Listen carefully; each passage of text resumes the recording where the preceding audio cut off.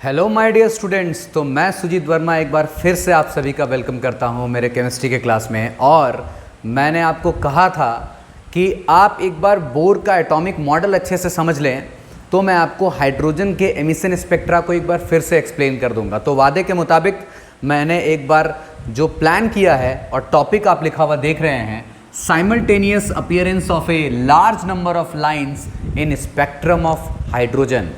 तो क्वेश्चन क्या अराइज हुआ, बच्चों ने मुझसे ये क्वेश्चन अराइज किया क्लास में भी और यूट्यूब के माध्यम से भी कि सर आखिर ऐसा क्यों हो रहा है कि जब हाइड्रोजन के एटम में एक ही इलेक्ट्रॉन होता है तो फिर यहाँ पर आपने जो कहा कि कभी इलेक्ट्रॉन ऊपर से नीचे आएगा तो अलग अलग टाइप के स्पेक्ट्रल लाइंस दिखाई देंगे एनर्जी रिलीज करके। तो उसी के बारे में आपको बताने वाला हूँ कि एक इलेक्ट्रॉन होते हुए भी ऐसा क्यों हो रहा है। तो चलिए देखते हैं जल्दी से। और बोर का एटॉमिक मॉडल मैंने आपको पढ़ाया है तो आप अच्छे से जानते हैं कि एनर्जी के सेल्स होते हैं। और यहाँ मैं आपको एक और बात बताने वाला हूँ। मैंने आपको कहा है प्रीवियस वीडियो लेक्चर के अंदर में कि एनर्जी जो होती है वो हर एक सेल की डिफरेंट होती है और नीचे वाले सेल की एनर्जी मतलब फर्स्ट सेल की एनर्जी सबसे कम होती है, उससे ऊपर जब आप जाते हैं तो एनर्जी ज़्यादा होती है, उससे ऊपर और ज़्यादा एनर्जी होती है। और मैं अगले वीडियो लेक्चर में आपको अच्छे से और एक्सप्लेन करने वाला हूँ सारी चीज़ों के बारे में। आप पहले बेसिक चीज़ों को अच्छे से दिमाग में सेट कर लें। देखिए जैसे लेट अस सपोज कि ये हमारा सेल नंबर 1 है, ठीक है, ये सेल नंबर 1 है और ये हमारा सेल नंबर 2 है। ये मैं एनर्जी का लेवल बना रहा हूँ और आपको मैं अभी ये फिलहाल आप बात समझ लो कि n=1 और n=2 ये दो एनर्जी के लेवल्स और इनके बीच का ये गैप है। और ये मेरा एनर्जी का लेवल 3 है, मतलब 3rd नंबर सेल है। ये मेरे एनर्जी का 4th नंबर सेल है और ये मेरे एनर्जी का 5th नंबर सेल है। ये मैंने क्या किया मैं बता रहा हूँ आपको। आप नोटिस करोगे कि जैसे जैसे मैं ऊपर की तरफ सेल को लेके जा रहा हूँ एनर्जी बढ़ती चली जा रही है, लेकिन एनर्जी का गैप धीरे धीरे कम होते जा रहा है। तो ये मैं आपको अभी ये क्लियर कर देना चाहता हूँ कि इसके बारे में अगले वीडियो लेक्चर में आपको पूरे डिटेल में दिखाऊंगा, क्योंकि मैं आपको एनर्जी निकाल के दिखाने वाला हूँ। इसमें आप फिलहाल ये समझें कि जब यही चीज़ आपको देखने को मिलेगा कि एनर्जी का गैप शुरुआत में फर्स्ट और सेकंड सेल के बीच में बहुत ज़्यादा है, ऊपर की तरफ जाने से एनर्जी बढ़ रही है, लेकिन एनर्जी का गैप धीरे धीरे कम होता चला जा रहा है। ठीक है, ये मैंने सेल कुछ बनाए। अब होता क्या है बच्चों कि जब आप एक हाइड्रोजन के गैस को इलेक्ट्रिक एनर्जी प्रोवाइड करते हो, जैसा कि हमने देखा था प्रीवियस वीडियो लेक्चर के अंदर में कि हाइड्रोजन गैस बल्ब के अंदर भरा गया और उसको इलेक्ट्रिकल एनर्जी दी गई और उस इलेक्ट्रिकल एनर्जी से हाइड्रोजन के एटम्स के इलेक्ट्रॉन एक्साइटेड हो गए। तो आप सोचो कि जो हाइड्रोजन के गैस का मॉलिक्यूल है या जो हाइड्रोजन का गैस है उसमें हाइड्रोजन का एक एटम तो नहीं होगा, हाइड्रोजन के बहुत सारे एटम्स होंगे। तो जो वो हाइड्रोजन के बहुत सारे एटम्स होंगे उन सभी एटम्स में एक एक इलेक्ट्रॉन होंगे ना, बिल्कुल। तो सभी एटम्स के जो एक एक इलेक्ट्रॉन होंगे, किसी एटम का इलेक्ट्रॉन कम एनर्जी एब्जॉर्ब करेगा तो हो सकता है कि वो सेकेंड एनर्जी लेवल तक जा पाए।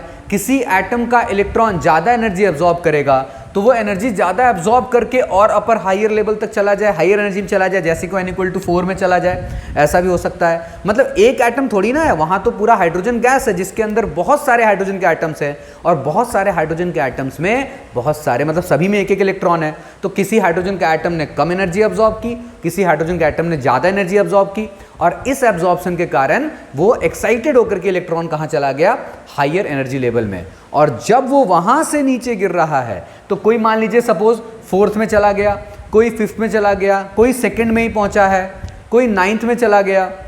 तो अब वो ऊपर से एनर्जी रिलीज करके जब नीचे गिर रहा है तो कोई हाइड्रोजन का ऐसा एटम होगा जिसका इलेक्ट्रॉन फर्स्ट सेल में आके गिर रहा है, किसी एटम का इलेक्ट्रॉन आके सेकेंड सेल में गिर रहा है 9th नंबर सेल से या 10th नंबर सेल से, मतलब वो हायर एनर्जी लेवल से लोअर एनर्जी लेवल में गिर रहा है। ठीक है, तो यहाँ पर आप इस बात को समझें अच्छे से कि वापस वो एक्साइटेड स्टेट से ग्राउंड स्टेट में आ जाएगा और इसी क्रम में जब वो ऊपर से नीचे की तरफ गिरेगा, चलिए देखते हैं, बना के भी दिखाता हूँ आपको। जब वो ऊपर से नीचे की तरफ गिरेगा, मान लीजिए सपोज वो 5th सेल से फर्स्ट वाले सेल में गिर रहा है, 4th सेल से भी फर्स्ट वाले सेल में गिर सकता है, 3rd सेल से भी फर्स्ट वाले सेल में आ सकता है, 2nd सेल से भी फर्स्ट वाले सेल में आके गिर सकता है।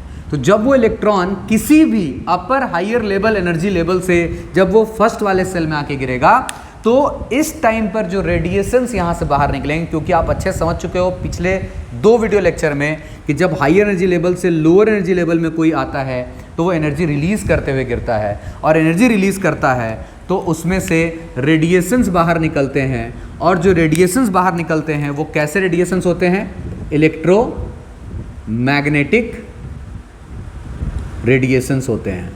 ठीक है, तो ये जो इलेक्ट्रोमैग्नेटिक रेडिएशंस होते हैं, इन्हीं की फ्रीक्वेंसी और इन्हीं का वेव नंबर निकाला गया, जिसकी स्टडी देखिए हायर से फर्स्ट वाले की स्टडी किसने की?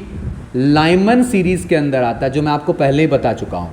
हायर से 1, हायर से फर्स्ट सेल में जब गिरता है तो लाइमन सीरीज़ के अंदर आता है, और इसके अंदर जो रेडिएशंस निकले थे वो कैसे थे? UV rays. याद है ना आपको? मैंने 2 वीडियो लेक्चर पहले आपको बताया है। ठीक है, बस मैंने कहा था कि इसको मैं डिटेल भी कर दूंगा बोर एटॉमिक मॉडल पढ़ाने के बाद, तो वादे के मुताबिक मैं काम कर रहा हूँ। ठीक है, आप इसको देख सकते हैं बिल्कुल आसानी से कि कैसे हायर एनर्जी लेवल से इलेक्ट्रॉन जो है लोअर एनर्जी लेवल में आके गिर रहा है, और उसी के कारण यहाँ पे जो है रेडिएशंस बाहर आ रहा है।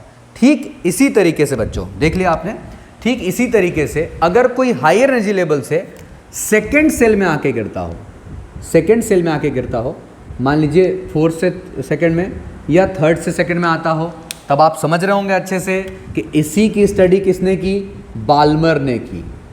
ये रेडिएशंस बाल्मर सीरीज़ के अंदर आते हैं, और इसमें जो रेडिएशंस निकले वो विजिबल रेडिएशंस थे, विजिबल रेडिएशंस थे। यहाँ से जो फ्रीक्वेंसी मेज़र की गई या वेव नंबर निकाला गया वो किस रेंज में आते थे? विजिबल रेडिएशंस के रेंज में आते थे। सेम इसी तरीके से अब आप बहुत अच्छे से समझ रहे होंगे कि जब 3rd वाले सेल में गिरेगा तो यहाँ जो रेडिएशन निकलेगा वो लाइमन, बाल्मर, और इसके बाद कौन थे हमारे? पाश्चन सीरीज़। उसके बाद जब 4th में गिरेगा आकर के, मान लीजिए हायर से 4th में आके गिरेगा, हायर से 4th में आके गिरेगा तो वो ब्रैकेट सीरीज़। और जब हायर से 5th में आके गिरेगा, मान लीजिए 6 नंबर सेल होता, बना देता हूँ मैं, वो भी बना देता हूँ।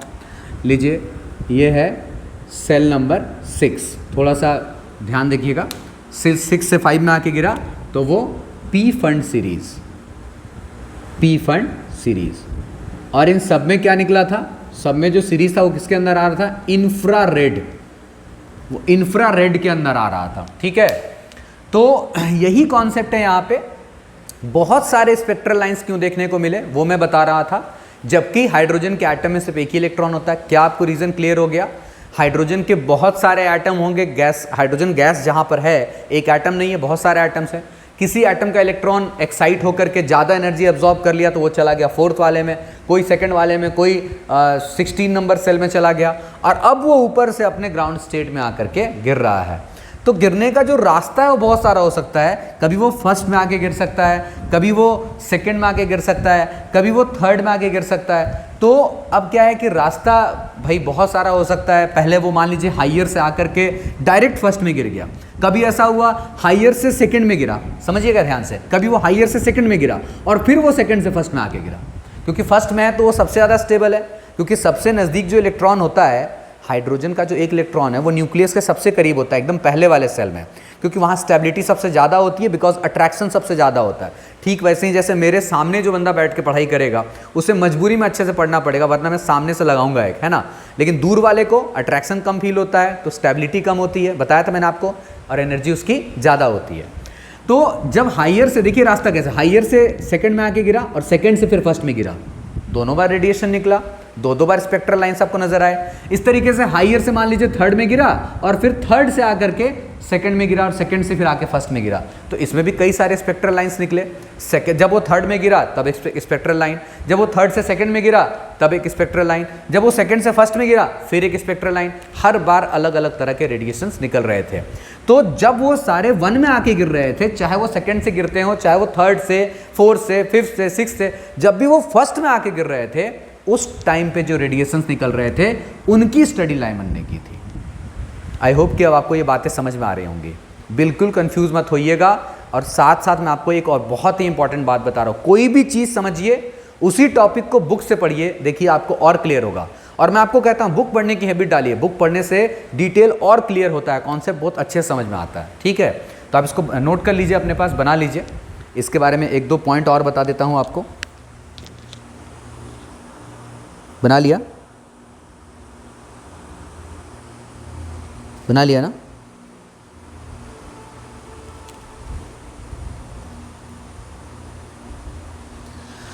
ठीक है, यही चीज़ मैं बताना चाह रहा था आपको। और एक और चीज़ बता दूं आपको, ऐसे तो ये आपको अगले वीडियो लेक्चर में मिलेगा, लेकिन यहाँ पर आप इस बात को, गैप को देख के समझ लें। सेकेंड और फर्स्ट के बीच में इतना गैप होता है एनर्जी का, सेकेंड सेल और फर्स्ट सेल के बीच में एनर्जी का इतना गैप होता है, जितना कि अगर मान लीजिए मैं 50 नंबर सेल से भी इलेक्ट्रॉन अगर सेकेंड वाले सेल पे आके गिरे, 50 नंबर सेल, क्योंकि आप देख रहे हैं ना धीरे धीरे एनर्जी का गैप कम होता जा रहा है। अब मैंने पिक्चर क्या है, बोर्ड के अकॉर्डिंग बनाया है, वरना मैं क्या करता, इस बोर्ड के आधे में मैं बनाता 1 और 2 और बाकी आधे में बहुत सारे लाइंस खींच देता। तो जो मैं कह रहा हूँ उसको ध्यान से सुनिएगा और समझिएगा कि अगर सेकेंड से इलेक्ट्रॉन आके फर्स्ट में गिर रहा है, तब जितनी एनर्जी रिलीज होगी वो सबसे ज़्यादा होगी। मतलब 2 और 1 के बीच का गैप इतना ज़्यादा है जितना 50 और 2 के बीच का भी गैप नहीं है। समझ के में आ रही बात आपको मेरी? 50 नंबर सेल से अगर सेकेंड नंबर सेल पे इलेक्ट्रॉन गिरेगा, 50, देखिए जैसे आप मेरे हाथ से समझिएगा इस तरीके से, देखिए ये मेरा 50 नंबर सेल है और ये मेरा सेकेंड नंबर सेल है। गैप देख रहे हैं आप, 50 और second number cell, 50 number cell और नीचे सेकेंड नंबर सेल। वहीं दूसरी तरफ ये सेकेंड नंबर सेल है, ये 1 नंबर सेल है, 1 नंबर। कितना गैप हो गया ना, ज़्यादा गैप हो गया ना। तो यही मैं बताना चाह रहा हूं कि 50 और सेकंड के बीच में उतना एनर्जी का गैप नहीं है जितना सेकंड और फर्स्ट के बीच का एनर्जी का गैप है। ऐसे तो आप सोचोगे सर 50 से सेकंड में आया तो 48 टाइम्स इलेक्ट्रॉन नीचे आया, और जब सेकंड से फर्स्ट में आया तो सिर्फ एक बार सेल नीचे आकर के इलेक्ट्रॉन एक सेल नीचे गिरा। लेकिन एनर्जी का गैप सेकंड और फर्स्ट के बीच में सबसे ज़्यादा है। ठीक है, मतलब फर्स्ट में आके गिरेगा तो सबसे ज़्यादा होगा। अब आप कहोगे सर अगर 10 नंबर से फर्स्ट नंबर में गिरेगा तो, अरे भाई तो वो तो ज़्यादा होगा ही, वो तो इससे ज़्यादा होगा ही। मैं कंपेयर किसका बता रहा हूँ कि कोई सेकंड से फर्स्ट में गिरा और कोई 10th से सेकंड में गिरा, सेकंड में आके गिरा। अब बोले सर 10th से फर्स्ट में आके गिरा तब, अरे भाई तो 10th से फर्स्ट में आके गिरेगा, गैप तो ज़्यादा होगा ही। मैं फर्स्ट से फर्स्ट का कंपेयर नहीं कर रहा हूँ, मतलब मेरा इलेक्ट्रॉन, कोई इलेक्ट्रॉन फर्स्ट में आके गिर रहा है सेकंड से, और कोई इलेक्ट्रॉन 50 नंबर सेल से सेकंड नंबर सेल पे आके गिर रहा है। तो 50 से सेकंड पे गिरे तब जो एनर्जी का गैप होगा वो कम होगा, किससे? जब सेकंड से फर्स्ट पे आके गिरेगा तब।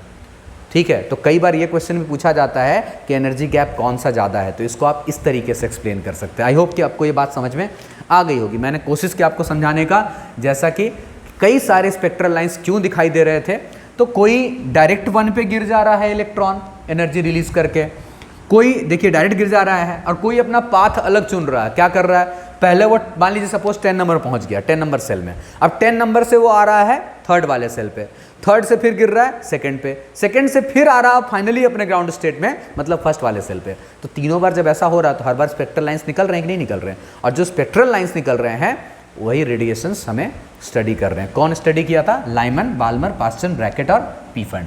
कौन किस सीरीज में आता है वो मैंने आपको बता दिया। और एक बहुत ही इंपॉर्टेंट फॉर्मूला मैं आपको बता देता हूं नंबर ऑफ स्पेक्ट्रल लाइंस का, क्योंकि इस पे न्यूमेरिकल करेंगे और इस पे जेईई और नीट में पूछा जाता है क्वेश्चन।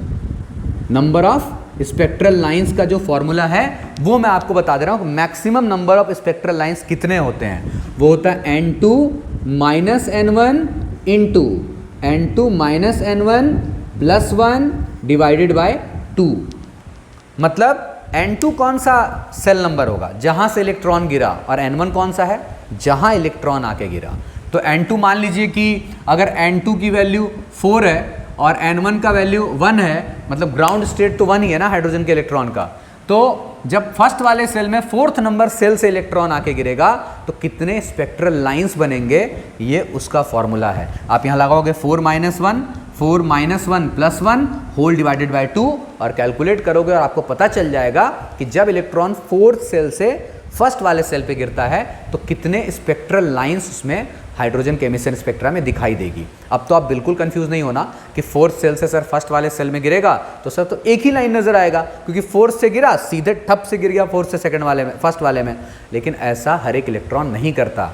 कोई फोर्थ से डायरेक्ट फर्स्ट में गिर जाता है, कोई फोर्थ से थर्ड में आया, फिर थर्ड से सेकंड में आया, या थर्ड से डायरेक्ट फर्स्ट में आ गया, ऐसा भी होता है। कोई फोर्थ से थर्ड में आया, थर्ड से सेकंड में आया, फिर सेकंड से फर्स्ट में आया। तो कई सारे स्पेक्ट्रल लाइंस पॉसिबल हैं। तो वो नंबर ऑफ स्पेक्ट्रल लाइंस जो है वो आप इस फॉर्मूला से बहुत आसानी से निकाल सकते हो। ठीक है, तो चलिए आज के वीडियो लेक्चर में इतना ही है, क्योंकि हमें बहुत जल्द आना है अगले वीडियो लेक्चर में बोर्स फार्मूला लेकर के, और वो मैं आपको अगला वीडियो लेक्चर जल्दी देने वाला हूं। लेकिन आप पहले इसको देख लीजिए, मैंने वादे के मुताबिक अपना काम किया, और अगर आपको लग रहा है कि मैं ठीक ठाक मेहनत कर पा रहा हूं आपके लिए, तो आप वीडियो को लाइक करें, चैनल को सब्सक्राइब करें, और वीडियो अपने फ्रेंड्स को ज़रूर शेयर करें, ताकि उन्हें भी पता चले कि डिटेल में किस तरीके से चीज़ें पढ़ाई जा रही हैं। बने रहें हमारे चैनल के साथ, जल्दी ही मिलेंगे अगले वीडियो लेक्चर में। बच्चों खुश रहें, मस्त रहें, पढ़ते रहें, एंड जय हिंद।